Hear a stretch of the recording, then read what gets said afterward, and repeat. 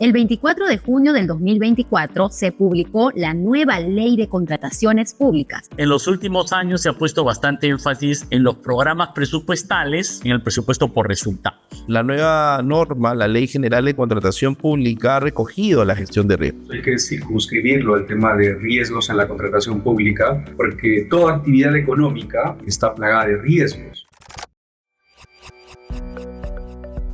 Bienvenidos a Conversando sobre Contratación Pública, el podcast de la Escuela de Posgrado de la Universidad Continental, donde exploramos el fascinante mundo de las contrataciones con el Estado peruano.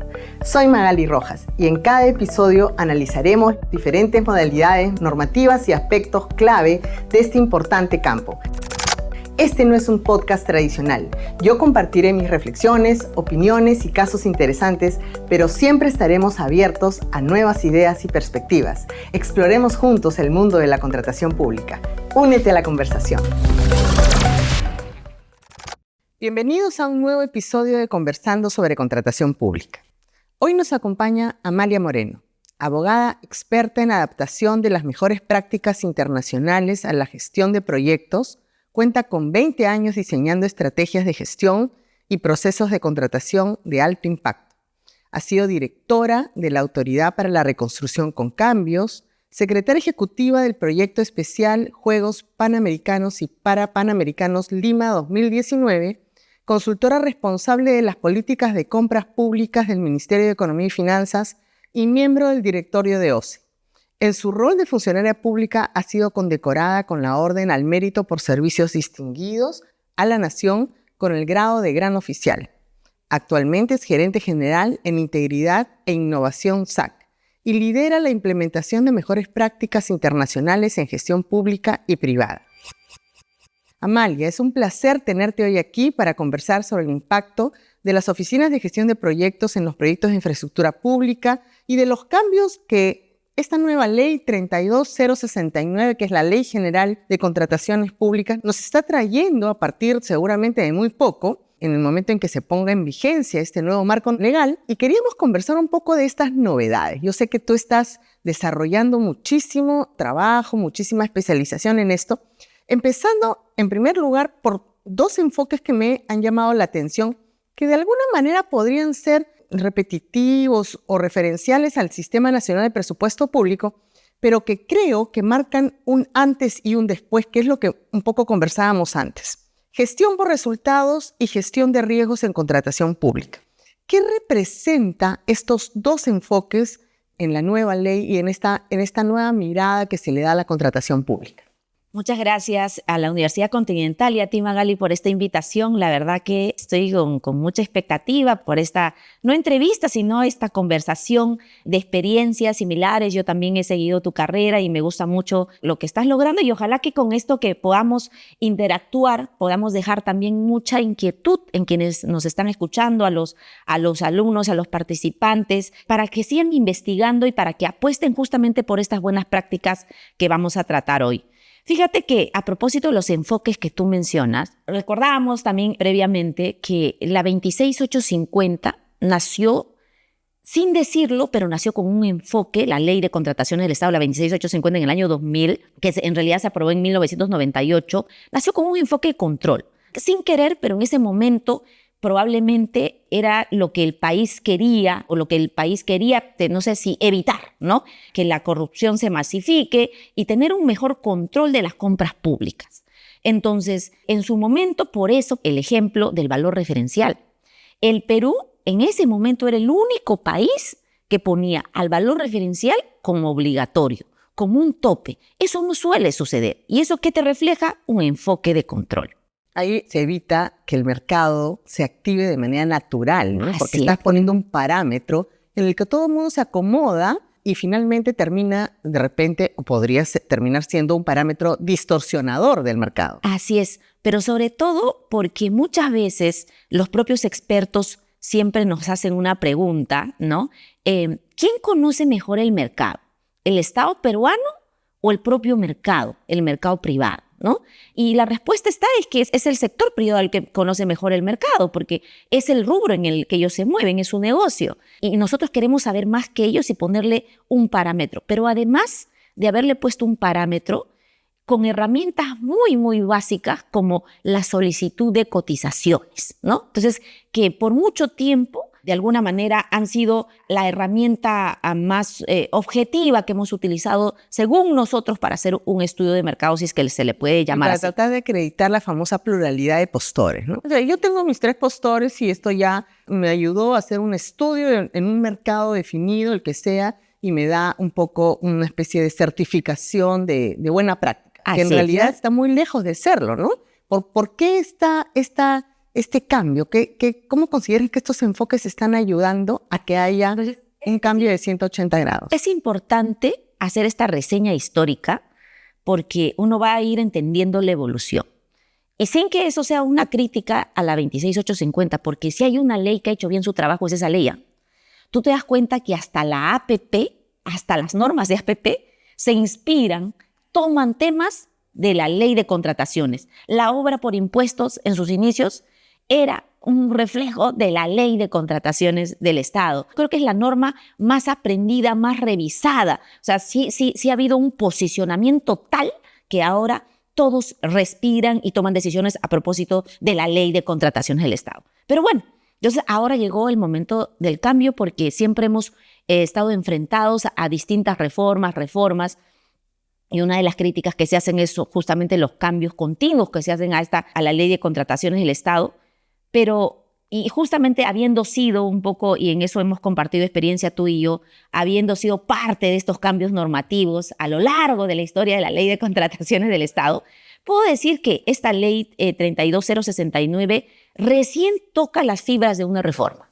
Es ahora, a propósito de los enfoques que tú señalas, que si es que nosotros, los funcionarios públicos y también el sector privado, toma y sobre todo cambia hacia la actitud que está buscando esta nueva ley, definitivamente vamos a ver un cambio sostenible en el tiempo. Los cambios no se dan de noche a la mañana.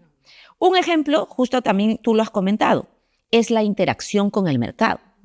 Nosotros, a lo largo de este tiempo, hemos querido apostar por la gestión por resultados, pero no ha habido una concordancia normativa, es decir, los procedimientos no iban al resultado, los procedimientos iban ¿a qué? A honrar al control de legalidad y hacer siempre, una norma procedimentalista. Eso nos encanta, el que diga arriba para abajo y el que se sabe todas las reglas es el campeón, ¿no? Ahora no, la interacción con el mercado te invita un poco a tener esa especialización un poco en leer el mercado y te da 2 enfoques. Te dice, primero está la interacción con el mercado, que es cómo tú te vas a comunicar con así sea redundante, pero quiero ser un poco específica, cómo tú te vas a comunicar con el mercado. Y me encanta que el artículo 47 no te esté hablando de, oye, y con eso vas a definir el costo. Ya no, Magali. Ahora te dice, mira, esta interacción con el mercado es para, primero, lo que tú decías, disponibilidad de la oferta. O sea, tenemos ofertas, en realidad hay proveedores que están dispuestos, ¿no?, a satisfacer tu necesidad, a medir la competencia. ¿Cuántos proveedores tenemos? Nuevamente, dispuestos a contratar con el Estado, a perfeccionar tus requerimientos, que lo hemos hecho de manera sesgada a lo largo de estos últimos años, pero que aquí te van a dar herramientas que ojalá tengamos oportunidad de conversar un poquito también. Estimación de presupuestos es como un tema muy general para saber, oye, de cuánto presupuesto cuento y con cuánto presupuesto voy a salir a mercado. Y obviamente seleccionar los mecanismos más adecuados de contratación, por ejemplo. Entonces, si te das cuenta, ya hay una serie de términos y un abanico de acciones que no estaban consideradas. Esto es un salto cualitativo de lo que es el estudio de mercado como lo conocemos ahora, o lo hemos conocido durante todos estos años. Esta interacción va a generar todo un aprendizaje, ¿no? Una nueva forma, es un desafío también para los funcionarios encargados de los temas logísticos, de los temas de abastecimientos, de cómo te enfrentas a sacar una convocatoria. Ya no se trata solamente de cumplir con mis 3 propuestas, sino de saber cómo el mercado va a reaccionar, un poco anticiparse. Es una acción así como muy preventiva. Así es. Y entonces ahí el gran reto también es para la Contraloría General de la República. O sea, la Contraloría General de la República ya no le va a poder decir, señores de la entidad, entréguenme su directiva de estudio de mercado y en que en su directiva de estudio de mercado existan las reglas de cómo. No, porque las reglas son dinámicas. Depende de cada rubro, de cada espacio del mercado. ¿A qué tipo de especialistas le vamos a dar lugar? Yo creo que con lo que ya nos está poniendo solamente la ley, porque luego el reglamento ya te da algunos alcances también al respecto, a que vamos a necesitar sí o sí a perfiles de economistas. O sea, ya no vamos a poder ver a nuestros colegas abogados haciendo estudios de mercado, ya no, porque esa métrica que acabamos de dar realmente tiene que ser leído por un economista o por un administrador, ¿no? Como mucho. Y entonces ellos sí estudian ese tipo de herramientas para poder estudiar el mercado, su comportamiento y, como tú dices, tener esa actitud preventiva de a qué me estoy enfrentando. Con el problema de que el mercado es muy dinámico y cambia, ¿no? Esto es algo, no es una cosa estática, entonces sí tienes que tener profesionales que vayan entendiendo esta dinámica. Así es, y sobre todo que tanto la Contraloría como todos los órganos de fiscalización en el Perú tienen que entender que eso no puede estar plasmado en blanco y negro en una directiva. Ese ya es el gran salto. No puedo, porque el mercado probablemente avance más rápido de lo que yo hago. Y también hay que ver un poco siempre la experiencia internacional. La experiencia internacional, cuando habla de estudios de mercado, por eso es que hay tantas agencias, ¿no?, a nivel internacional que leen el mercado internacional, por ejemplo. No es que lo lea cada uno, cada entidad. Hay agencias que lo hacen y lo hacen de manera macro. Eso es empezando, digamos, por el tema de la interacción con el mercado. Ahora, en el reglamento te hace una diferencia, Magali. Te dice, ok, esto es la interacción con el mercado, pero también puedes hacer una indagación. ¿Y de qué depende? ¿Cuándo haces esa interacción y cuándo haces esa indagación? Ese es el primer reto. Porque cuando te define en la interacción, ya lo hemos repasado, y en la indagación te dice, por ejemplo, la indagación puede ser básica, puede ser con información histórica o general de mercado, o puede ser también avanzada, ¿no?, donde me voy a guiar de algunos estudios especializados. ¿Te está diciendo en este caso sí, en este caso no? No.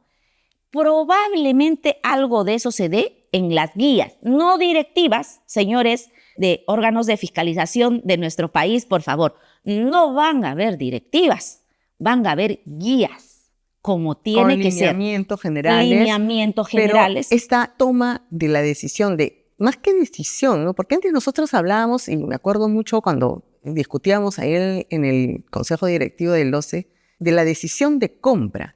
Ahora ya no va a ser una decisión de compra, es una estrategia de compra. ¿Por qué este salto cualitativo? ¿Qué crees tú que compone esta estrategia a diferencia de lo que era la decisión? Es muchísimo más compleja esa estrategia y además creo que efectivamente, como dices, no se acomoda o se pega a una receta formal, cumplí esto, cumplí lo otro, sino que tienes que justificar ese análisis estratégico de cómo vas a enfrentar una satisfacción o la satisfacción de una necesidad pública.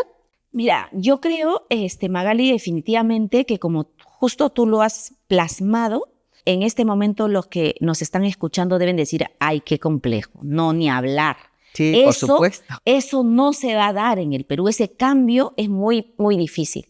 Y nos parece muy difícil, y ahorita voy a ir a la respuesta de tu planteamiento, nos parece muy difícil porque estamos sacando, vamos a ver, de este ajedrez al agente más importante, que son las personas. Todo esto, por eso decíamos al inicio, todo eso tiene que ver con la formación de las personas. Hoy por hoy, el desarrollo de las habilidades blandas es un boom, no porque esté de moda, sino porque el mundo en general se ha dado cuenta que eso es muy importante en todas las ramas, en todos los rubros. El funcionario público no está exceptuado, ni tampoco el agente privado, ni el auditor que está exento, ¿no? Que está exento de estas habilidades.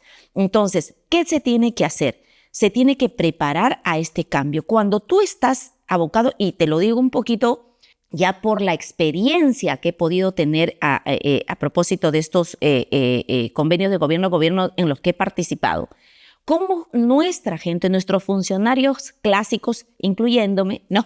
Hemos podido migrar hacia el cambio. Y básicamente es porque nos permitimos, nos autorizamos, Magali, a pensar distinto, a que nuestro criterio prevalezca. Y ese término criterio es lo que tiene que ver en la estrategia de contratación. Nos hemos acostumbrado también, y mucho tiene que ver, y ojo, no confundamos, vamos a decir el libertinaje, no estoy diciendo eso, pero nos hemos acostumbrado a que nuestra ley de contrataciones del Estado, con todas las herramientas que tenga, directivas, reglamento y demás, nos diga qué hacer.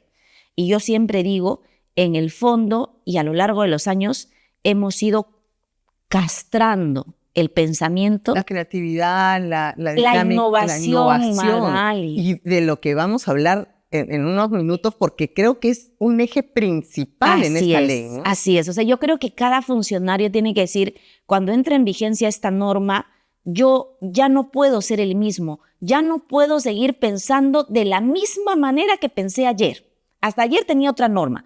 Hoy esta ley me invita a pensar de manera distinta en todo y donde yo tengo que poner mi criterio. Si yo quiero encontrar una norma que me diga qué hacer para que la Contraloría no vaya contra mí por las decisiones que estoy tomando, no se preocupe, porque la Contraloría tampoco va a tener una norma con la que perseguirles. Ustedes ahora van a saltar al enfoque que nos decía al inicio Magali, que es la gestión por resultados. Van a decir, yo he tomado estas decisiones porque estoy enfocada. Así es, acá están mis resultados.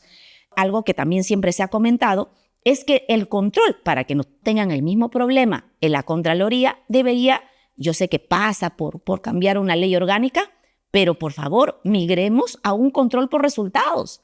Por eso es que en el Perú tenemos más de 2.600 obras paralizadas, porque no hacerlas no es ningún problema. No es ningún problema. Hacerlas, en cambio, sí. ¿Por qué? Porque hay un control normativo. Ahora tenemos que migrar a un control por resultados. Pero volvamos a la estrategia de contratación. La estrategia de contratación, como tú decías, ya no es que te exige o simplemente te deja en la decisión de compra. Quiero comprar, no sé, equipos informáticos. Ya no. Ahora, la estrategia de contratación te invita primero a hacer la adecuación con tu plan, vamos a decir, con tu planificación estratégica institucional. Te dije, ay, Amalia, estás dando un ejemplo jalado en los pelos.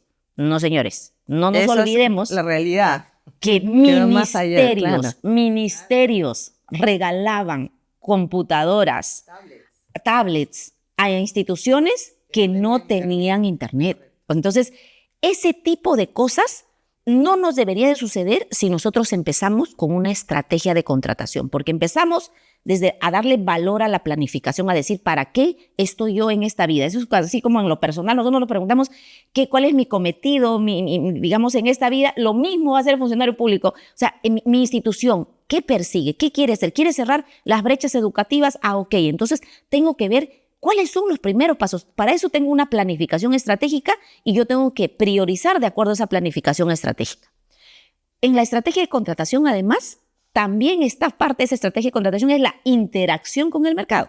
Entonces, no están divorciados, se alimenta de toda parte de la estrategia. Así es forma. Tú no puedes salir a querer convocar a satisfacer una necesidad pública si primero no haces esta interacción con el mercado para no tener un riesgo o un riesgo no previsto. Comentabas este tema del cemento, no sé si lo puedes mencionar, que es bien interesante para graficar un poco cómo es que no se deben hacer las cosas, ¿no? Así es. Nosotros, por ejemplo, lo que te comentaba es cómo a propósito de estas carencias, de estas estrategias, que los funcionarios públicos a veces no le damos mucha importancia, y decía, es una lección aprendida para mí. Porque normativamente tampoco estaba definido. Claro. Ahora es una nueva forma de ver las cosas, ¿no? De alguna manera, o sea, también tengo que darme cuenta de mis defectos, ¿no? Uno también tiene la resistencia al cambio, o sea, en su momento... todos lo vamos a tener. Hablemos de todos los funcionarios públicos ante una propuesta tan distinta, ¿no? Así es. Y entonces yo lo que quiero decirles es que, así como yo me he dado cuenta de ese efecto, ustedes probablemente también lo tengan y luego tendrán que rectificar sobre la base de esas lecciones aprendidas, ¿no? Entonces, te decía que en el proyecto específicamente de la Autoridad para la Reconstrucción con Cambio, nosotros salimos a sacar una serie de proyectos al mercado, porque para mí eso era como que, no, yo saco al mercado y ya el mercado se regula. Y eso no es tan así, ¿no? Primero que pasas por procesos que se van a declarar desierto, porque realmente el mercado no está preparado para que te salgan 30 proyectos no, claro. No, y eso se ve en la interacción con el mercado, ¿no? Que forma parte de la estrategia. Segundo, que ya sacaste el proceso, encontraste a los proveedores, los proveedores quieren cumplir contigo y tienen una serie de, vamos a decir, de carencias de los propios insumos. En este caso era el cemento. ¿Por qué? Porque no se daban abasto y en algunas zonas los distribuidores son muy reducidos. Si tienes un mercado tan reducido, ¿cómo sacas 30 proyectos al mismo tiempo, no? Entonces, es como que esa lectura hay que tenerla porque eso también es una eficiencia, es un sobrecosto para el Estado peruano. Bajo estas nuevas reglas, esa situación se podría haber previsto en la interacción con el mercado y evitar, no sé, no sacar los 30 al mismo tiempo. Así es. Sacando de repente 5. De acuerdo a la prioridad que estábamos diciendo. Y de acuerdo a cómo es que te vas a abastecer de ese material en específico, por ejemplo. Yo creo que esto nos va a exigir, no quiero decir que no lo hayamos sido, pero para decirlo de alguna manera vamos a hacer, Magali, compras más inteligentes. O sea, realmente no es que tenemos que gastar la plata por gastar, y eso también ahora me dirijo al Ministerio de Economía y Finanzas con el respeto que le tengo, pero creo que ese enfoque de nivel de ejecución, nivel de gasto tiene que ser totalmente desechado. Sí. Creo que ahora va a ser ese criterio el que no comulga tanto con el de esta nueva ley de contrataciones del Estado. Ni las leyes de los sistemas administrativos que están todas relacionadas en modernización del Estado, en presupuesto, en endeudamiento, en inversión pública, al tema de gestión por resultados. Entonces, si, como bien dices, esta gestión por resultados no va a marcar la forma en que te mide el Ministerio de Economía y Finanzas con relación a la ejecución presupuestaria, porque ese no es un resultado. El resultado es cómo impactas con estas contrataciones en el ciudadano, ¿no? Así es. Y por otro lado, si el Sistema Nacional de Control tampoco te va a medir por los resultados, entonces estamos como en la Torre de Babel, hablando varios idiomas, ¿no? Exactamente. Y al final nadie se va a entender, exactamente, ¿no? Y esto es un poco esta construcción del idioma homologado entre todos, ¿no? Para que, oye, yo tengo que rendir cuentas sobre la base del mismo criterio que es esta gestión por resultados, y el Sistema Nacional de Control tendrá también el desafío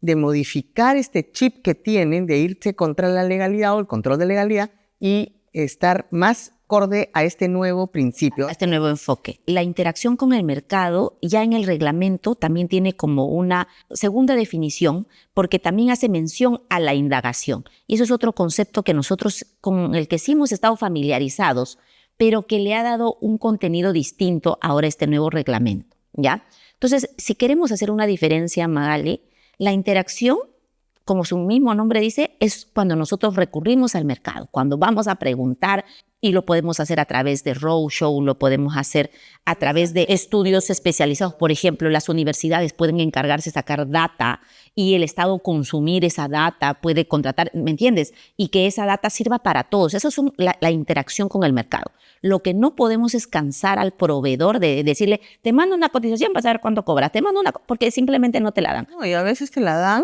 como ha sucedido ahora, sobrevalorada, de tal manera que van jugando con este tema del rechazo de ofertas y se bajan en la presentación de la oferta para obtener la buena pro, ¿no? Y también, así como hay esa distorsión, también hay la otra, que te dan ofertas subvaluadas, y básicamente porque ellos en ese momento no tienen stock. No tienen stock y te mandan eso solamente, vamos a decir, para fastidiar a la competencia, para que se declare desierto. Sí, ya está. Entonces, esas son distorsiones que se dan. Entonces, esa es la interacción. Pero la indagación ahora es la que se hace, vamos a decir, desde la oficina. La indagación se basa en datos históricos, te dice el reglamento. La indagación puede revisar lo que han hecho estudios. Como te digo, las universidades pueden sacar sus datas de un mercado en específico. Por ejemplo, el rubro farmacéutico podría encargarle a la Universidad Continental, oye, hazme el estudio del comportamiento privado y público de estos medicamentos. Esa data se toma y el Estado lo toma en cuenta y forma parte de su estudio de mercado. En este caso, de su indagación, ¿ok? Entonces, eso es lo que tienen que tener en cuenta. Y una pregunta que se quedó en el aire y que tú me la hiciste puntualmente, ¿no? Y Amalia, ¿y cómo vamos a saber en qué caso hago indagación y en qué caso hago interacción con el mercado? No solamente es que de repente se haga en guías más adelante, sino que el propio concepto, y a eso voy, y espero que todos los funcionarios que nos están escuchando se pongan a investigar, que lean este artículo, por ejemplo, 53 del reglamento, y empiecen a utilizar su criterio. Y empiecen a decir, bajo mi criterio, yo utilizaría esta indagación en estos casos y utilizaría la interacción en estos otros casos, porque ese ejercicio lo tenemos que hacer sí o sí. Ahora, el tema me imagino que el criterio no puede ser arbitrario. tiene que ser discrecional, tiene que ser sustentado, ¿no? Que eso es un poco la diferencia en la decisión de un funcionario público, porque siempre vas a tener que rendir cuentas, o sea, y para rendir cuentas no puedes decir, ay, ¿sabes qué? Ese día amanecí molesto y dije, no, mucho problema la interacción, me voy a la indagación, sino tener un sustento técnico, comercial, económico, etcétera, que te pueda ayudar a rendir esa decisión, ¿no? Magali, tu precisión es sumamente importante, porque como tú bien dices, el funcionario público tiene que sustentar por qué está tomando esa decisión. Pero vamos a decir que ahora tiene la posibilidad de pensar, la posibilidad de proponer. De salir de su cajita, que es tan difícil para muchos.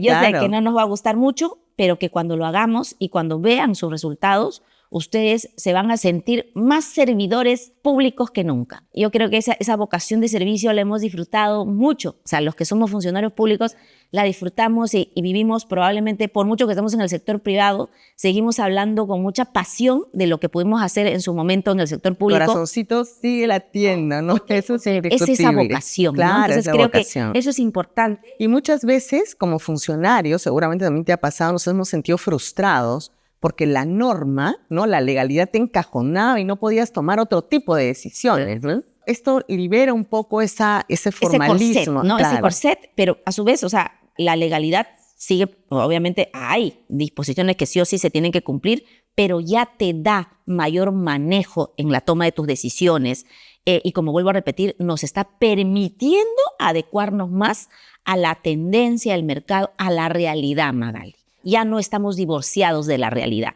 Hay una matriz de Kraljic que es muy famosa y que estoy seguro que todos los economistas, y yo ni siquiera me voy a atrever ahorita a hacerles una explicación, la podría hacer, pero probablemente los economistas la van a hacer mucho mejor, pero que incluso a mí como abogada me ha hecho, digamos, entender o me ha dado las herramientas para entender cómo es que ahora se tienen que realizar estas interacciones con el mercado. Entonces, si yo siendo abogada y con las limitaciones que tengo lo he entendido, probablemente quienes se especialicen en este tema lo van a entender mucho mejor. Y solamente para darles como ejemplo que esta matriz Kraljic, por ejemplo, define y te dice qué bienes, qué servicios, por ejemplo, te exige, te obliga a definir cuáles son rutinarios, cuáles son operacionales, cuáles son críticos, cuáles son estratégicos. Y dependiendo de en qué cuadrante te encuentras, tienes las opciones más adecuadas para ti. Ahí estás haciendo gran parte de la estrategia de contratación. Claro, son grandes herramientas que se van a usar dentro de lo que es la interacción y la decisión estratégica. Se los doy, digamos, como sugerencia para que lo sigan investigando. Esta interacción con el mercado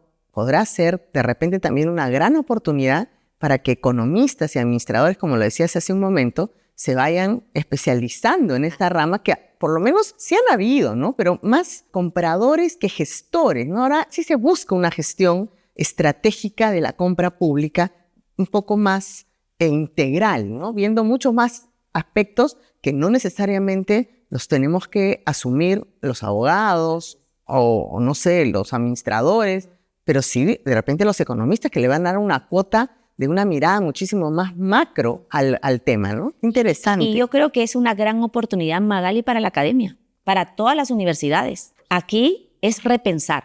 El primero que tiene que pensar diferente y exigirle a sus maestros que piensen diferente son nuestras universidades. Y yo creo que hay una oportunidad de oro para que todos podamos girar hacia ese enfoque por resultados a través de justamente estos nuevos mecanismos. Y que te vuelvo a repetir que para un profesional que está acostumbrado a estudiar el mercado todos los días porque lo hacen en el sector privado, no va a ser ninguna ciencia oculta el hacerlo. Y que se le enseñen a los funcionarios públicos y, obviamente, lo que te decías, a la Contraloría General de la República, es importantísimo, ¿no? A los dos. Es un invitado de la fiesta, uno de los invitados principales. Sí. Tiene que contagiarse de y además implementarlo en su normativa, en el desarrollo de capacidades que normalmente aplican para sus auditores y en los criterios que los van a tener que cambiar en 180 grados, ¿no? Yo creo que las reformas sí, pues son lentas, demoran años, pero si podemos conjugar todos esos elementos, al final de cuentas va a ser un cambio y creo que a mejor, ¿no? El mejor uso de los recursos públicos. Así es. Entonces, con esto creo que hemos podido conversar un poquito a detalle esta parte que creo, dicho sea de paso, no se está hablando mucho todavía del tema de la interacción con el mercado probablemente porque no todos los agentes lo están entendiendo bien. Así que nuevamente agradezco esta oportunidad de poder compartir esta visión. Para nosotros es valiosísimo porque la universidad está queriendo ser pionera en estos temas y estoy segura que a partir de la vigencia de esta ley no vamos a quedarnos atrás de ninguna manera. Yo creo que y además ofrecer tanto a los funcionarios como al sector privado, como siempre, estas herramientas para que se utilicen de manera correcta dentro de estos cambios tan importantes que está teniendo la nueva ley, ¿no? Excelente. Hasta aquí llega este episodio de Conversando sobre Contratación Pública. En el próximo capítulo, Magali y Amalia continuarán su conversación, esta vez enfocadas en los contratos estandarizados y las oficinas de gestión de proyectos. No olvides suscribirte para que te llegue una notificación cuando esté al aire. Y si te ha gustado, compártelo con tus contactos. Hasta la próxima. Conversando sobre Contratación Pública, un podcast de la Escuela de Posgrado de la Universidad Continental, disponible en Spotify y YouTube.